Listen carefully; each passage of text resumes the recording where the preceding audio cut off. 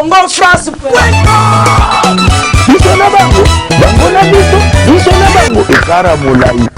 France.com, site ya Tolo Masolo à danger, Masolo à Kitoko.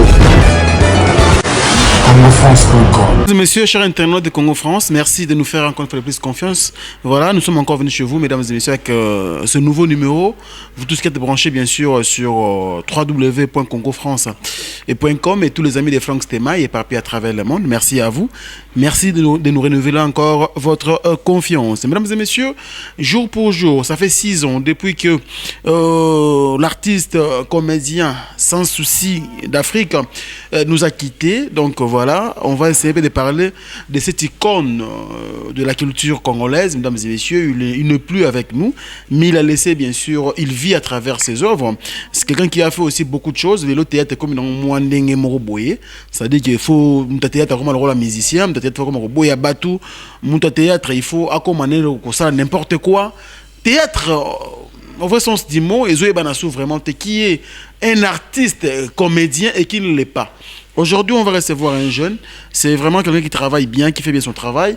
Il a eu de la chance, mesdames et messieurs, d'évoluer dans ces groupes, qui est aussi coordonné aujourd'hui par messieurs Poudre des Chasses, qui fait aussi très bien son travail. On va parler bien sûr de ces groupes depuis que cet artiste, cette icône de la culture est parti. Est-ce que le groupe tient toujours son coup? Voilà, on va recevoir Credo. Il est quand même, il n'a pas encore 2 ans dans le groupe, mais au moins il fait bien son travail. On va essayer de parler aussi du polémique qui règne dans ces groupes, Sans Souci, Mokil Mobimba. Credo, bonjour. Bonjour, Franck Stema. Boni. Ouais, rythme rara, ndo mona. Namoni pena nga namoni aspect. Le groupe Sans Souci d'Afrique, donc tu auras bien. Biso tu auras bien pena. Sans polémique, sans belé, biso na groupe Sans Souci d'Afrique, tu auras bien. Son habit faux. Bah tu vas se piloter pour Talaka. Ouais. Talaka c'est bon, oyambi biso parce que nanga pena yamba yo, nanga yamba pena bato ba mesana ko loba trop te. Nanga tala soki yo posaka na lokolo na banko loba trop, ikosala ngai awa ka découvrir na bande ko ba tala biso. Credo depuis quand na groupe Sans Souci? Depuis combien de temps déjà? Credo na groupe Sans Souci d'Afrique depuis le 5 mars 2014. 2014. Ouais, donc les lots, il faut compter. On a une année, 5 mois, 6 mois. Une année, 5 mois. Une année, 5 mois, la groupe Sans Souci d'Afrique.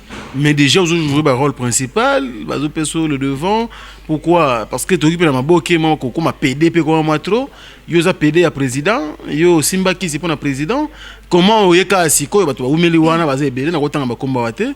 Vous avez un rôle propulsé. Vous avez quoi pour des chasses? Non, on a un groupe Sans Souci d'Afrique, na relation, na agi pour na ndeko, il y a président pour na ndeko, na groupe Sans Souci na ndeko ya mutute.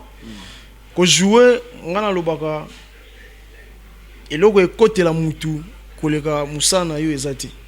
Ezaka boulot, façon de travail, façon de travailler. Ma chef n'a pas apprécié, mon président que je salue, le président Poudre des Chasses, a apprécié et puis après 6 chances et Credo P il a créé 2 parmi les figures oyo tu vas reconnaître Nanzela comme va créer 2 parmi les noms qui seront cités. Voilà quoi, il y a boulot, il y a force à boulot.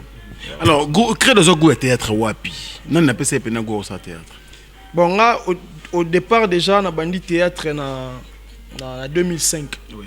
Là pena petit 10 000. C'est capité hein. Là pena petit 10 000 2005 en 2015. 10 ans. 10 ans déjà. De carrière. Ouais. 10 ans de carrière. Bah, théâtre en 2005. Il y a un élève. On a des pénatiques. Il y a classe. Classe de 17h. Il y a répétition théâtre.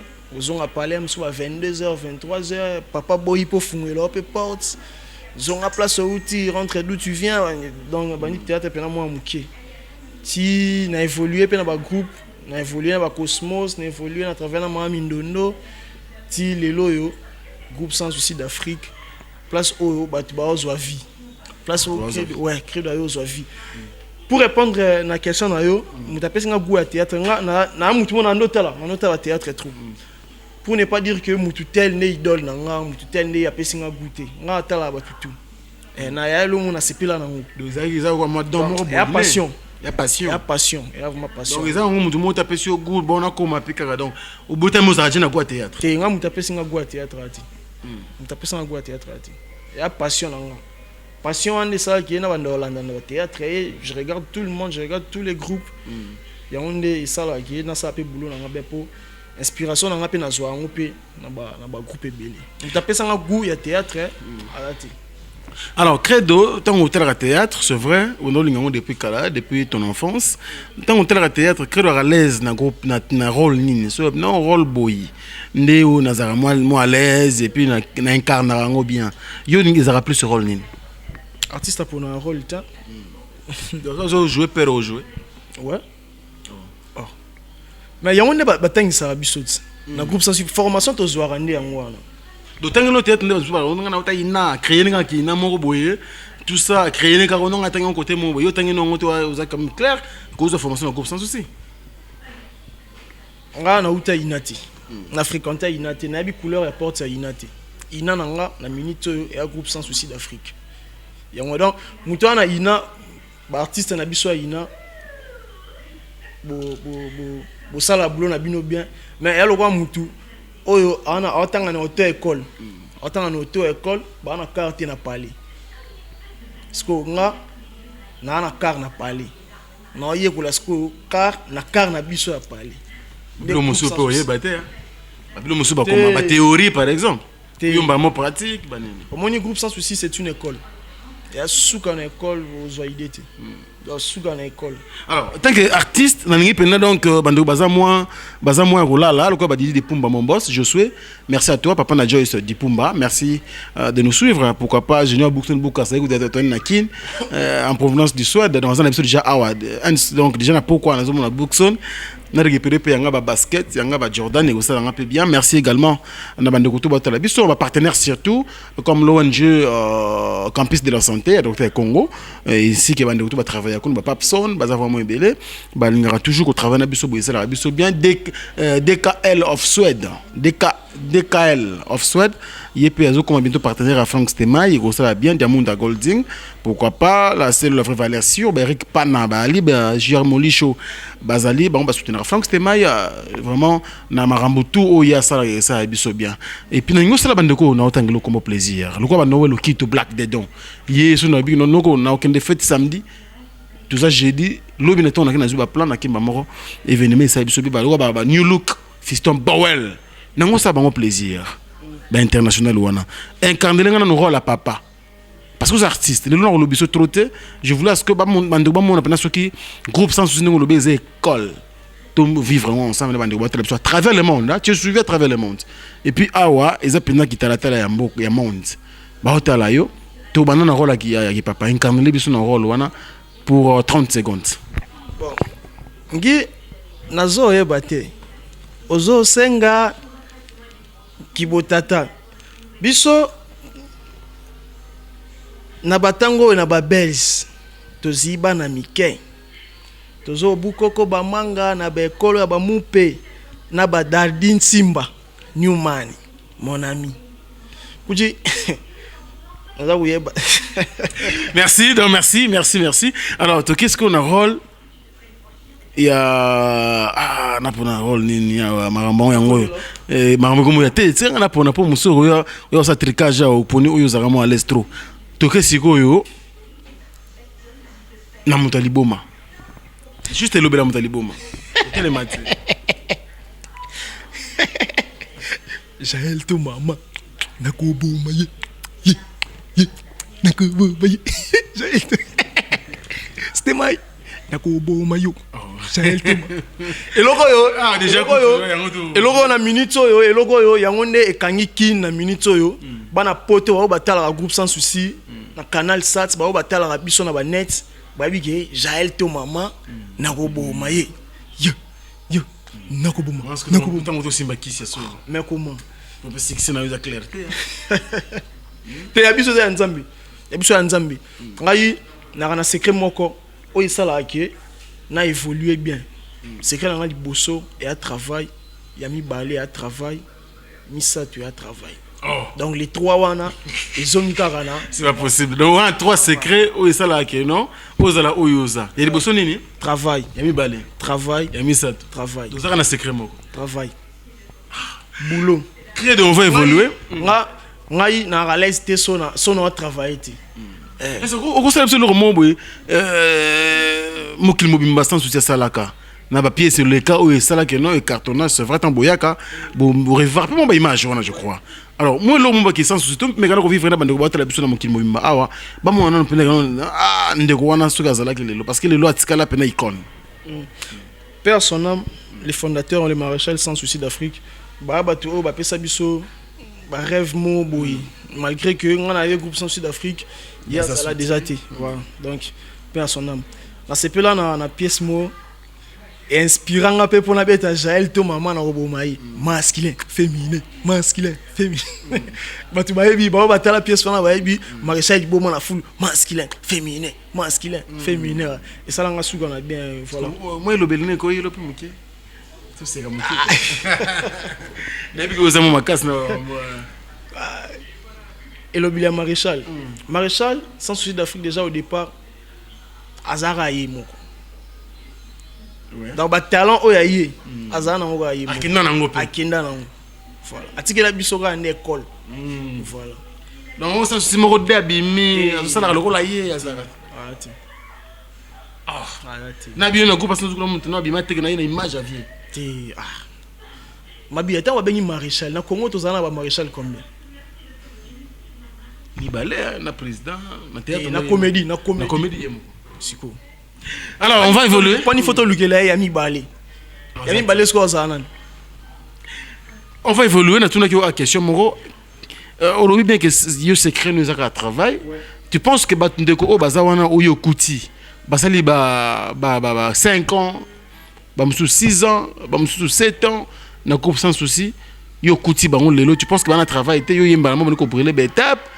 Credo, le qui ne ça tomber, credo. Tu penses vraiment, et puis pièce va fouler de pièce en mauvaise pratique. Il y a une mauvaise pratique. Infidélité d'abord. D'abord infidélité. Ouais, on a joué à l'infidélité. On a foulamment l'infidélité. Président Abi, et Koki Gate. Soleil sur une mauvaise pratique. Et Koki Peka en anouté. Mauvaise pratique, c'est déjà. Mauvaise pratique, et aussi là, on a minute au pied, c'est les Kaisa, tout bas la rapport à Nini. Vous jouez rôle. Bah tu vas découvrir à la télé. Oh. Mais peut-être c'est dans mon goût, non? Tu vas découvrir. Tu auras le premier épisode. Ouais. Alors, Credo, fonctionnement et groupe sans souci. Question on a répondre en côté, par rapport à Batuna Kouta sur travail. C'est tout ça parce que n'a qui m'a idée. Pose un groupe sans souci d'Afrique, il faut un travail. Tu vas doudou soupe bazar déjà wana. Doudou soupe, ba Piron Dombasi, ba viens Omarika Bongo. Serge Luyeye bazarada wana ba Viviane Biel ba Dardine Timba ba Héritier Chilumba Imosengo Placide ba Gingombe ba Eric Chimbulu Gingombe wana pena na fan na ye. Ouais donc la télé pour ozala un groupe sans souci d'Afrique il faut un travail et puis mamna loba bana poto ba yebi ba o batala rabiso na ba net lokwa ba vient nga ba de Paul Mwanza ba yeba grâce à Ikondo ba yebi ba no konsona Ikembe tu as bête forme il y a catalogue bah yebi mamna lo ba fonctionnement groupe sans souci les oyo est-ce que ça va parce que tu dois apprendre le fait que non qu'on en tout cas kubuyoyo ça veut dire que kuna zana mbangu ça veut dire que ba rancune a trop notre ça Jaza qui suspendu alors que pendant bato oyo lolo ba l'accès quand même moins volonté après ouais il y a pas sans souci ba mbebele comment évoluer kuna surtout yo ba vous avez rancunier qu'on ne fonde pas président par-ci par-là. Qu'est-ce qui se passe là-bas? On a rancune, on a rancune, il y a ma casse, il y a un travail. Il y a un boulot. On a fait dans ça la face, na boulot. On a rancune, groupe sans souci et marchera. Et on a des normes, on a un règlement d'ordre intérieur. Somme to tamboli selon Mibeko, aux anneaux normal, au sa boulot normal. So tamboli hors Mibeko, aux a suspendu, aux a blâmé. Mais le groupe sans aussi rancune raté, on est la famille. Donc si tu écoutes on a 5 mois boya aussi 6 répétitions, beaucoup ko kabonate. Buleka, beaucoup ko kabonate. To zala kaka bo vanda na baya msuti. Minuit lobby boya suna rêve beaucoup tani donc et après la famille. Zara. Na ba Dardin Timba, ba Newman, Zara, ba Chimbulu, ba Samuel, tout Zara, la famille. C'est une grande famille. Credo, regret ça que le président Souakoufa, Pierre Tombal naïe, Basalate, ça c'est toujours tout notre cimetière. Moi, j'étais vraiment étonné comment l'image a bon dans la TV. Star, maintenant le colaïe, moto a sali penza, mingi pour n'amboka na biso, pour na aramboka na biso, mais apparemment tout le monde a que non mausolété et l'autre côté. Qu'est-ce qui se passe? Bino moro na groupe sans souci bon, bilo ba ni tambotel la bilo wandengwana. Bon, et ça la passe, hein.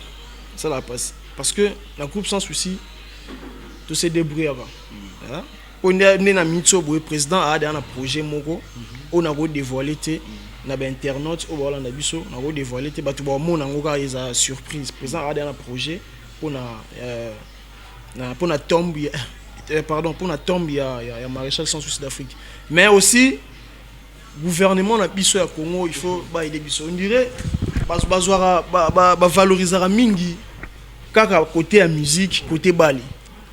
Biso, tout le monde en est, tu auras vraiment délaissé une triste sort na biso. Est-ce que vous êtes moins organisé? Si, nous sommes très organisés d'ailleurs. Nous sommes très organisés par rapport à l'artiste Moussoussou. Bon, ça a fait un succès, un domaine Moussoussou. L'artiste comédien, tu as un ANTPC, tu as une association d'artistes et comédiens, tu as une réunion et ça, les tu es très organisé. Si tu as un artiste à Congo, tu as un amour, tu as un comédien. Ouais.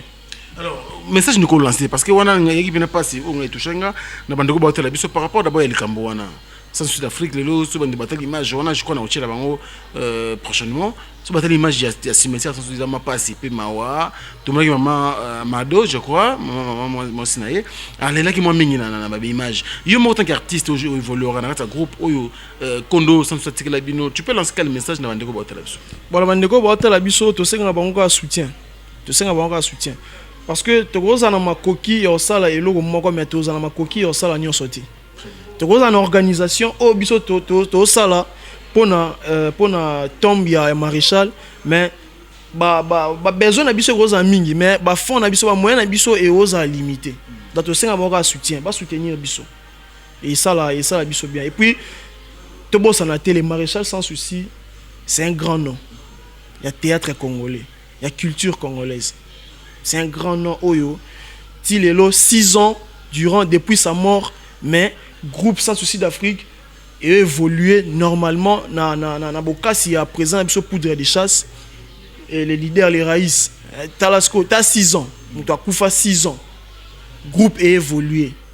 Donc, c'est un grand nom. Va soutenir Bisso. Et ça, la Bisso sous qu'on a bien. Voilà, va soutenir Bisso. Je crois que sans souci. Tu sois là, on a un téléphone. Je crois que on a Fiston Bawal New Look. Patrick Bompongo. C'est-à-dire que les jeunes millionnaires, Patrick Bompongo, merci. Il y a toujours dit Katala, ils sont allés bango, on ne m'a pas ça, mais bête à forme, bazaba bouliste. À ce moment-là, je suis à Kinshasa. Et ma solo pesant qui est toujours bien. Merci beaucoup à la Katala, mon pote. On est vraiment ensemble. Et pourquoi pas Noël qui te plaque des dons. Toi, tu es déjà un frère pour moi. Merci. Donc, Bandego, tout bata à Londres, Bakeno, Moukena. Les garçons et Tindiki, vous êtes tellement nombreux. Et merci également à Mal Lolo, Loris la Congolaise, qui est déjà donc, ici en Afrique, à Brazzaville. À ça pour que tous en aient ensemble. Et ça, c'est bien. Sandrine Lamartina, merci beaucoup à toi. Merci également à celui qu'on appelle Zola de la Cruz. Réel, Mokonzi, Yabazombo, tout. N'a pas besoin péter, Sandrine Mopende, elle puissance. La patronne, pourquoi pas Tertio Mukumi, merci. L'international, pourquoi pas mon vieux Djongonda, Imen, la taille avantageuse. Karine Ambroisie, merci à toi. Et puis Jolei, Boza vraiment belé. Et puis pourquoi pas mon ami Evans Tekengia, depuis Maroc. Boza vraiment et belé ONG Campus de la Santé. Fernando. Donc Finda Abraham, mon pote, merci beaucoup à toi de nous suivre avec beaucoup de plaisir. On a presque tout dit par rapport au groupe sans souci. On a presque tout dit, mais on a remercié Batoubaotel Abissopé, Empereur JP Lumbala. Empereur JP Lumbala déclarant l'international Nelson Munganga, le coup Mabana Vea. On attend Nelson Munganga, la moni. Moko Michael Wango Ebana Vea Jean-René Moana bana States Jean-Paul Kabangu Paris Jean-Paul Kabangu CNCC les viennent pourquoi pas biso donc voilà on a une question. Ouais, mais le problème c'est que le projet groupe sensible groupe projet monsieur ko dévoilé ou besoin organiser un président pour des chaises et ça l'est bien mais yo en tant qu'artiste tant on a la théâtre congolais au théâtre bande tout le monde a chaîne câblée on a Kinshasa ba Hollywood et aller tout ça mais aux jeunes yo peut évoluer très bien bande c'est pas ça ça là ba projet na yo tant on a la théâtre congolais tu te dis quoi qu'est-ce qu'il faut faire peut-être demain ou les gens ko ça les mater na mboka na biso au fait bon net na mboka na biso nyo c'est ça les morts na le théâtre congolais c'est bon, ils ont même pas international, tout ça awa. Donc les bandes de TV5 batcha biso ça pas si, ba chaîne étrangère, pour batcha biso ça vraiment parce que tu penses que c'est déjà bon. Non, na bi bon pourquoi? Pour ne pas dire que ngai n'a changé ma cambo. Changer ta vision ou apporter un plus na. En tant qu'artiste, na ba vision na nga. Na ba vision na ngai. Oyo sonzamba sungi et kokisama. Ouais. Théâtre na biso mututu a évolué na point na ye o mona c'est bon o pas mona c'est bon c'est pas bon ouais na biso to vandara na ba noko na ba Herman Kasongo to vandara to linga boule kelo ni to ko bando sala siko parce que biso le gara na télé bat na chance ya tape sur na télé mais alors que ba message musu pe to ko passer ngopé d'une autre manière voilà donc ba projet est belé. Alors qu'est-ce que tu regardes qu'est-ce qu'il faut qu'est-ce que tu reproches dans le théâtre congolais ça les melaka si je peux dans toute la question d'engona orobani non fallait leur mot boezala pour que le lopeto comme international du point de vue théâtral. Je comprends une question bien. Et l'on nous reproche ça veut dire tant on théâtre na biso tout la bagou tout la bande rebelle ba libanda bango au moins ce que la bique na que tourner à Londres qui retourner à Londres soit pas que tourner ba que retourner beau tu penses que c'est déjà bon parce que biso est un peu local qu'est-ce que tu regrettes aux appena que non tant que groupe sans souci fallait évoluer à niveau pour que bande copé basa communauté congolaise té ba me un peu colandra biso avec beaucoup de plaisir. Bon le manque à biso beaucoup plus c'est ba moyen et ba moyen et ministère na biso ego aider biso pe ministère na biso esunga biso mingi parce que pour tourner à la place musu ego qui tourner mais pour tourner il faut foutre un bon alors que et à place moko o so tourner pe o ça film et qui 5 minutes bien et en plus au peut si valeur na mboka na par rapport il y a un endroit où tourner les films na mais ministère na biso ba d'Arabie so vraiment ti so les bandeko ba no lokito no ba keno muke na ba na Londres ba keno nto boto na besoin pena toujours 5 artistes na Congo ba no ça la featuring mo boye na Côte d'Ivoire na bandeko ba la kuna ba evra kuna mais ezala kaka en français yo pona nani o michi na ngana ba na pona yo moko pona ko manager na bango siko ba sa 4 artistes na ba sa 4 na pona Gingombe na poni mibali bien basika on a na artiste nga mona ndao longoli tika 4 Gingombe d'être calé trop Gingombe serveur central maître d'école zo Luka ouais non Luka artiste ba il faut Luka il faut na Luka ba belé on va ba quoi que be na théâtre ba msuna na roye ba de vie mais kombo na habité il faut na Luka 3 wana batikali yepelo ba bien il parle bien des vues il y a bien des vues comme na habité on a ba oyebi rapidement parce que tu as Gingombe non senga bazo pe masana nga Herman Kasongo Pierrot Ndombasi Omari Kabongo Doudou Soup et Koki donc ba o tangi mingi bazaka ta groupe na bino hein bosiko no tanga bato groupe ni pour nga travailler ndi na bango et ouais à niveau international Vokinde bon groupe sans souci à niveau local bato batala absolu bandati voilà il s'appelle bien sûr Credo le groupe sans souci d'Afrique babi groupe sans souci du Congo groupe sans souci d'Afrique donc Afrique tout un pays africain tout international. Merci Credo, c'était justement pour mettre un peu de l'ambiance dans cette émission. Nous sommes arrivés à la fin. Déjà, on va laisser bien sûr le dernier mot. C'est lui qu'on appelle Credo, c'est un artiste comédien évoluant bien sûr dans les groupes sans souci d'Afrique. On est vraiment ensemble. Je dis merci donc à mon patron, je suis Didi Pumba encore une fois de plus, parce que Yosa Visionnaire va faire après va faire puis ma donc bande va travailler sur bouquet c'est la TV aux États-Unis aux en France aux partout on travaille sur bouquet c'est la TV au comment on a CFTV ça veut dire Congo France TV Tout le cas, au monde de clip à Kitoko, émission Kitoko, et les grands bouquets, c'est en vente, c'est un peu partout, c'est moins cher aussi, je crois que c'est à 80 € comme ça, aux yeux bouquets Mobimba. Et ça, Abisso bien, Abisso vraiment, vous avez vraiment belé. Et à travers le monde, de Angola, merci. C'est tous les amis de Djobour, ils passent à Bambongo na Djobour. Nati le collègue, ça que c'est bon, ce bon, c'est faire. Nazaroya. Nati le collègue, comme le vendredi, dans le babou. Il y a des gens en pipe, qui tapent tout ça là-bas faire. Merci également à celui qu'on appelle Didier Chombo, Petit Jésus. Bateau va kangi pena Sudaf. Au monde, il va monter ce qu'on a pré-traité. Merci beaucoup donc à celui qu'on appelle Dom ces vidéos. Mouta Kumbela Masola Frank Stema. Écoutez, merci à Patucci Nemou, mon pote, c'est un confrère qui évolue bien sûr en Afrique du Sud. Vous êtes tellement ébélé, Tucson de Wolo.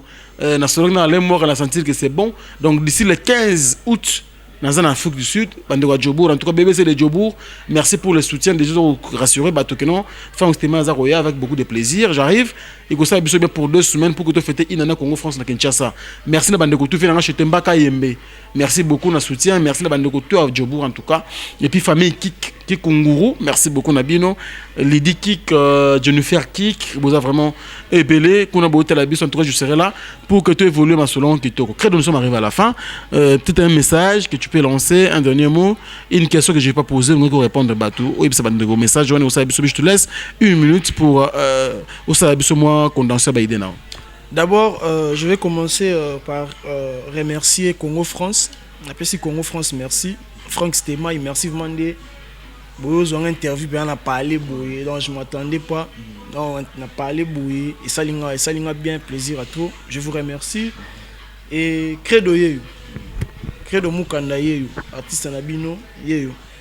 Groupe Sans Souci et au Salamara Mounango. Ba contact Zaza, Bana Lushi, Bazela déjà. Tu as bêta tout moi Lubumbashi. Déjà Lubumbashi, tu as côté South, même si tu as côté en South. Ouais, tout ça, groupe Sans Credo Yeyo. Ba soutien Nabino et Salanga Souka na bien. Na pesi ba remerciement na ngai susu na noko sona Ikembe. Noko sona Ikembe na Paris. Grâce à Ikondo, Wivin Ngoy leader de Paul Mwanza, na pesi mbote na Jean-Paul Kabangu, ba Hollande biso, ba Otala biso, Jean-René Mwana, venanga Isen c'est l'empereur JP Lumbala. L'empereur JP Lumbala, le grand déclarant de mon pays. International Nelson Munganga, honorable Alain Makana. Ya biso honorable Alain Makana, honorable Jerry Biangani. Bambo Théâtre.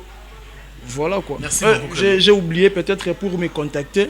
Contact Nanga plus 243 89 88 57 548. Donc plus 243 89 88 57 548. Merci. Na yamba téléphone Nanga Moro. Na pesi mbote na collègue Nanga, mon cher ami. Yé na portaké au cœur. Dardine Simba Newman. Na pesi ba mbote to awatala pe mission internet. Yé to rané na groupe Sans Souci. Na pesi mbote na Mouna artiste appelle le roi Ngai donc de Ngai. Voilà. Masalanga Mouna vraiment le saco. Merci Credo. Ce que moi je demande bien sûr à tous les amis, on a reçu pour vous mesdames et messieurs l'artiste et comédien Credo. Credo, on va se lever. Voilà, c'est pour dire moi je demande seulement le soutien parce que nous avons fait une année à Congo France à Kinshasa et Didi Lipumba aussi mon boss qui ne sera pas de nôtre mais le manager. Junior Boukson Boukassa est déjà là parce que eux ils ont une grosse affaire. La PCP manager Boukson Boukassa. Boukson Boukassa. PCP Mbote. Et ça est bien. Donc il est déjà avec nous pour préparer bien sûr une année na biso ko ça biso bien. Ouais. Franck Nabosani bato ba ko contacter na Facebook na nga na komanga Credo Mukanda. Donc Credo Mukanda. Merci beaucoup. Donc voilà, une année Congo France, c'est pour bientôt, c'est pour le 15 septembre. Les artistes sont invités. Nous serons bling bling justement pour tout l'accès Congo France. Parce que si tu as 1000, mais ce monde qui va compter nos premiers parmi le 1000, il faut le faire. Hein. Ça dit que le boulot marche bien. Merci beaucoup à tous les amis qui nous ont suivis. Et nous allons fêter bien sûr notre 1 an, bien sûr, on a chez Chika tout puissant. Dans nos comments, ça sera là-bas. Et Chika tout puissant, parce que vous avez espace, pour fêter bien sûr une année de Congo France. Et Franck Stema sera là pour bien sûr vous démontrer comment ça va faire. Déjà, barbecue, toujours lian tabac, tout ça, on met la moi champagne, tout là, c'est bling bling. Et ça, les bisous déjà bien au service. En tout cas, tout ce qui seront à Kinshasa. Nous serons ensemble. Donc, nous avons un magasin. Oui, Frank Stema, mon numéro est connu. Déjà, merci beaucoup donc à l'équipe technique qui est chapeautée par Mouna Cédric, artiste. Aujourd'hui, c'est vraiment un technicien qu'il faut remercier parce que vous voyez les images et les sons, rien à dire. Merci beaucoup également à tous les amis de Congo France. Sarah Ramazani, merci. Merci à toute l'équipe. Déjà, je sais Moussa Sika en France. Il a déjà démarré Marie-Laure, grâce Mbiz, qui est bien. Donc voilà, merci Didi de Pumba, mon boss, pour le travail abattu. Je vous retrouve très prochainement, mesdames et messieurs, dans un nouveau numéro. D'ici là, portez-vous bien. Surtout, prenez bien soin de vous, car chaque jour est une vie. Au revoir.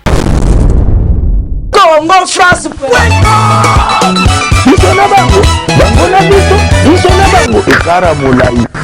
France.com, site ya Tolo Masolo ya danger, Masolo ya kitoko.